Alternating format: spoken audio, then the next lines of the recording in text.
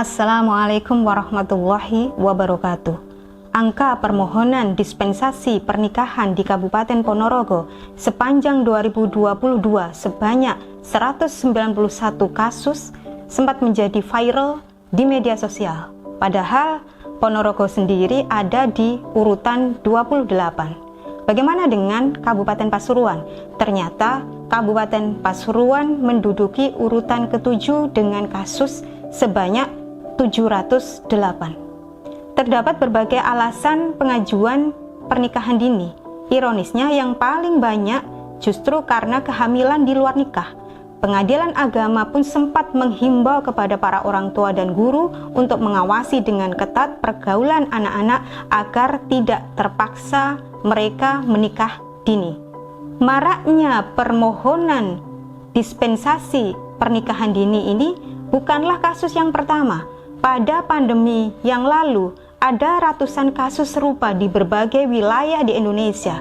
Tentu saja kasus ini adalah fenomena gunung es. Pembahasan perkawinan anak ini memang kerap menjadi sorotan. Pemerintah akhirnya merumuskan kebijakan pembatasan usia pernikahan, di mana idealnya menikah bagi laki-laki adalah 25 tahun, sedangkan bagi wanita adalah 20 tahun. Berbagai alasan ilmiah pun turut mendukung dikeluarkannya kebijakan pembatasan usia pernikahan ini. Sayangnya, stimulus yang mampu membangkitkan syahwat pada usia remaja ini justru cenderung dibuka lebar. Di tengah era digitalisasi ini, berbagai informasi bisa didapatkan dengan mudah, tak terkecuali konten pornografi dan porno aksi.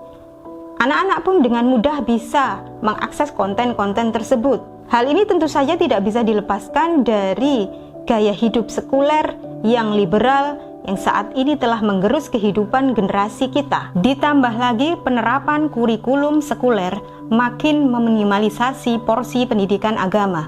Alhasil, benteng keimanan generasi makin keropos. Kebijakan pembatasan usia pernikahan tidak lagi mampu menjadi solusi. Yang ada justru kehamilan di luar nikah semakin tinggi. Ketika sistem sekuler membatasi usia pernikahan, sebaliknya di dalam Islam, pemuda yang mampu menikah justru dianjurkan untuk segera menikah. Rasulullah bersabda, "Ya masyarul syabab, man istata'a minkum alba'ah falyatazawwaj." Wahai para pemuda, siapa saja di antara kalian yang mampu menanggung beban untuk menikah, hendaklah segera menikah. Di dalam Islam, pernikahan adalah solusi menyalurkan naluri mencintai lawan jenis dengan cara yang halal.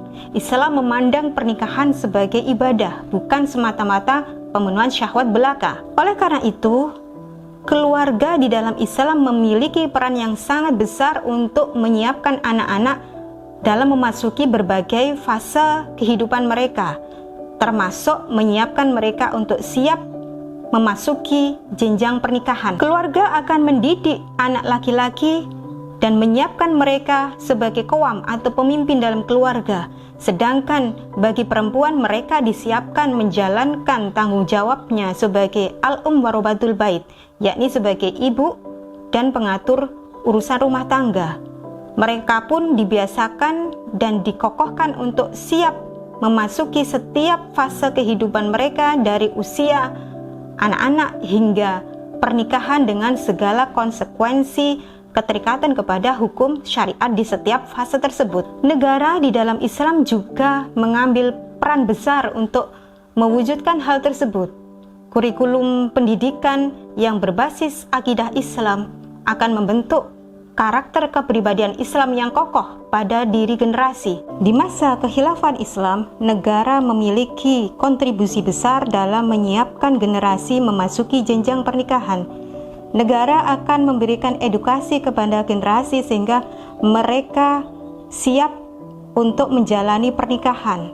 Di antaranya pola komunikasi antara suami dengan istri, kemudian hak dan kewajiban masing-masing di dalam kehidupan pernikahan, termasuk pula bagaimana menjalankan pola asuh kepada generasi, pemenuhan gizi, pemenuhan kebutuhan ekonomi, dan lain sebagainya.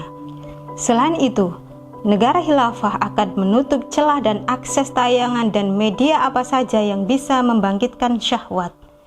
Inilah mekanisme Islam dalam menjaga generasi dan menjadikan pernikahan sebagai sarana untuk mewujudkan pemimpin peradaban mulia.